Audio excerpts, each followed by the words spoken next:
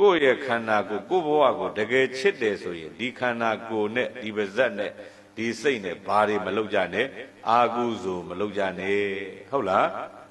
အေးအာကုသိုလ်လုပ်ပါများတဲ့ပုဂ္ဂိုလ်ဟာကောင်းမှုကုသိုလ်လုပ်ဖို့ဆိုတာဘာဖြစ်တော့ခဲရင်တယ်ဟုတ်ပြီနော်ဘာနဲ့ဥပမာပေးတယ်လဲမေးလိုက်တော့အရှိဘက်ကိုရိုင်းနေတဲ့တစ်ပင်ကြီးသူတော်ကောင်းတို့တွေအောက်ကနေပြီးတော့ကျိုးတွေဘာတွေမဆိုင်ဘဲနဲ့ဓာတ်နဲ့လွှတ်နဲ့ခုတ်ပြီးတော့လှဲ့ကြည့်လိုက်အဲ့တစ်ပင်ဘယ်ဘက်ပဲလဲမယ်ပြောရင်ဘာဖြစ်လို့လဲမေးလိုက်တော့ငကိုကလေးကအရှိဘက်ရိုင်းနေတာဟုတ်လားအနောက်ဘက်ရိုင်းနေတဲ့တစ်ပင်ကြီးလဲရင်လဲပဲပြီးတယ်အောက်ကဓာတ်နဲ့ခုတ်ရင်ဘယ်ဘက်ပဲလဲအနောက်ဘက်ပဲလဲဒီတိုင်းပဲတဲ့ဥစဉ်တို့တွေသူတော်ကောင်းတို့တွေလည်းမကောင်းတာလုပ်ပါများတဲ့ပုဂ္ဂိုလ်ကကြံလိုက်ရင်လည်းမကောင်းတာခုမှပါဇက်ကပြိတယ်မကောင်းတာလုပ်ပါများနေတဲ့ပုဂ္ဂိုလ်မျိုးခါးလေးတွားတိုးလိုက်လို့ဆဲလိုက်ရောင်လိုက်ရင်ကိုရောင်လိုက်ရင်ကိုဘလို့ကြမ်းထမ်းတဲ့စကားထွက်တယ်မလားဟုတ်တယ်နော်အေးမကောင်းတာလုပ်ပါများဒီလိုဖြစ်လာတာအရက်သောက်နေကြပုဂ္ဂိုလ်ကပြိတယ်အရက်ဆွဲသွားပြီဆိုရင်ဖြတ်ဖို့ရန်လွယ်သေးလားဟာမလွယ်ဘူးစလိတ်တောင်းနေကြပုဂ္ဂိုလ်လည်းစလိတ်ဖြတ်ဖို့ရဘာဖြစ်တော့ခဲရင်နဲ့ကိုယ်ဆွဲသွားတဲ့ပုဂ္ဂိုလ်လည်းဒီတိုင်းအဲ့တော့မကောင်းတာလုပ်ပါများတဲ့ပုဂ္ဂိုလ်ကကောင်းတာလုပ်ဖို့ဆိုတာခဲရင်နေတဲ့ဘုရားကဒါပြောတာနောက်တကဥပမာတဏှိပေးသေးတယ်မြတ်စွာဘုရားကဘာဥပမာလဲမေးလိုက်တော့အဲ့ဒီလိုမကောင်းတာတွေလုပ်ပါများနေတဲ့ပုဂ္ဂိုလ်မျိုးဟာ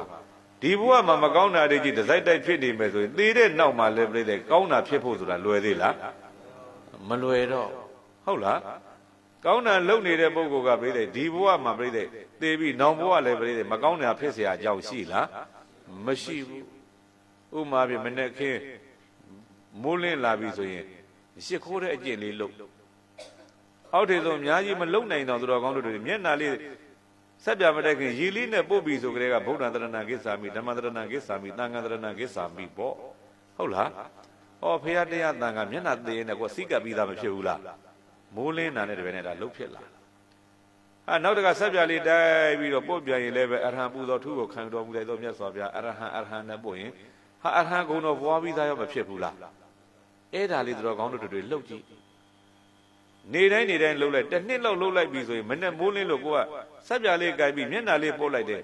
အဲ့ဒါမဆိုးမိဘူးဆိုရင်စိတ်ထဲမှာမပွားမိဘူးဆိုရင်တခုခုလိုးနေတယ်လို့တော်ကောင်းတွေခံစားလာရလိမ့်မယ်ဟုတ်လားအဲ့ဒါဆိုရင်ဘာဖြစ်ပြီလဲမင်းကိုယ့်ရဲ့မနဲ့မိုးလင်းတဲ့အလုပ်ဒီကောင်းတဲ့ဘက်ကိုဘာဖြစ်တယ်လို့ညွတ်နေဟုတ်လားကောင်းတဲ့ဘက်ညွတ်နေအဲ့လိုလေးမွေးယူရမှာနော်အဲ့တဲ့တိုးနိုင်သေးတယ်ဆိုရင်မနဲ့မိုးလင်းတာနဲ့မျက်နှာတက်ပြီးတဲ့နဲ့ပြန်နဲ့ခန္ဓာကိုယ်တန်တန်ရှင်းရှင်းလေးနေပြီးဖျားရှိခိုးတဲ့အလုပ်ကလေးလုပ်နေတိုင်းရှစ်ခိုးလာပြီးဆိုဘုရားရှင်မခိုးရရင်ကိုယ်မှာတခုခုလိုနေတယ်လို့ခံစားရရင်ကိုကဘုရားဘက်ကိုညွတ်နေတဲ့ပုံကိုဖြစ်ပြီးကောင်းတဲ့ဘက်ညွတ်နေတဲ့ပုံကိုဖြစ်ပြီးဟုတ်ပြီလားဒီတဲ့ပို့ပြီးတော့ပန်းလေးကအောင်မယ်ရေချမ်းလေးကအောင်မယ်ဒါလေးမလုတ်ဖြစ်တော့ဘူးဆိုရင်ကို့မှာခရီးသွားလိုက်တယ်ပေါ့စောစောစီးစီးသွားတယ်တခုခုလိုနေတယ်ငါပစ္စည်းများမေ့ကြံခဲ့သလားအောက်မေ့တယ်ဘယ်ဟုတ်တော့ငါဘုရားရှိခိုးဖို့မေ့ခဲ့ပန်းလဲဖို့မေ့ခဲ့တယ်ရေချမ်းကပ်ဖို့မေ့ခဲ့တာပဲလို့တွေးမိရင်အဲ့ဒါသူတော်ကောင်းတွေရဲ့စိတ်ဟာဘက်ကိုညွတ်နေပြီကောင်းတဲ့ဘက်ကိုညွတ်နေဘုရားဘက်ကိုညွတ်နေအဲ့ဒီအချိန်မှာသူတော်ကောင်းတို့တွေကိုင်းသိရင်သေးကြည့်စမ်းကောင်းတဲ့စိတ်နဲ့သေရတာဖြစ်တဲ့တွေ့တာကြောင့်သူတော်ကောင်းတို့ဦးဇင်းတို့တွေမကောင်းတဲ့နေရာရောက်เสียရှိလားမရှိဘူးအဲ့ဒါကြောင့်မြတ်စွာဘုရားရှင်ကိုတော်မြတ်ကြီးကကောင်းတာလုပ်ပါများတဲ့ပုဂ္ဂိုလ်ဟာမကောင်းတာဖြစ်ဖို့ဆိုတာဘာဖြစ်လို့ခဲရင်နေဟုတ်လားမကောင်းတာလုပ်နေတဲ့ပုဂ္ဂိုလ်ကလည်းကောင်းတာဖြစ်ဖို့ဆိုတာဘာဖြစ်လို့ခဲရင်နေဆိုတာအဲ့ဒါပြောတာဟုတ်ပြီနော်အဲ့ဒါကြောင့်မို့ခဏမြတ်စွာဘုရားကကောသလဘုရင်ကြီးကိုလက်ဆောင်ပေးလိုက်တဲ့ဂါထာလေးကိုသူတော်ကောင်းတို့ကိုလည်းဦးဇင်းကဒီနေ့ဓမ္မပူဇာဓမ္မဒါနအနေနဲ့ပြန်ပြုတယ်ပေါ့ဗျာနော်ဘာလဲလို့မေးလိုက်တော့မိမိကိုယ်တကယ်ချစ်တယ်ဆိုရင်ဒီခန္ဓာကိုယ်ကြီးနဲ့အကုသိုလ်တွေကရှောင်ကြပါတနည်းအားဖြင့်ပြောရင်ကာယဒုစရိုက်ဝစီဒုစရိုက်မနောဒုစရိုက်ဒုစရိုက်တရားများကရှောင်ကြပါဟုတ်ပြီလားဒုစရိုက်တရားတွေကိုဆောင်ကြပါလို့ဦးဇင်းကပြောကြလိုပါတယ်ဗျာ